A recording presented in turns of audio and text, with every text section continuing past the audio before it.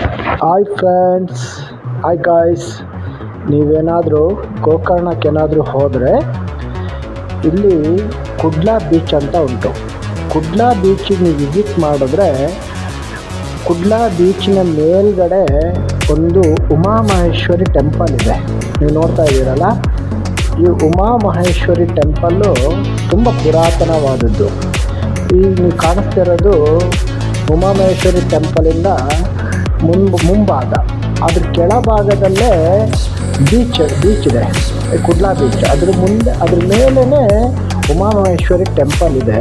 ತುಂಬ ಪುರಾತನವಾದ ಟೆಂಪಲ್ಲು ಇದು. ಇಲ್ಲಿ ಬಂದುಬಿಟ್ಟು ಶಿವ ಮತ್ತು ಪಾರ್ವತಿ ನೆಲೆಸಿದ್ದಾರೆ ಅಂತ ಹೇಳ್ಬಿಟ್ಟು ಒಂದು ಪ್ರತೀತಿ ಇದೆ.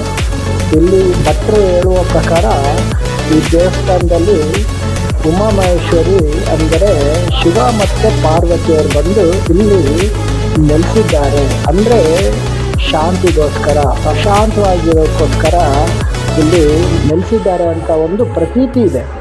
ತುಂಬ ಪ್ರಕೃತಿ ಸೌಂದರ್ಯವಾದ ಬೀಚ್ ಇದು.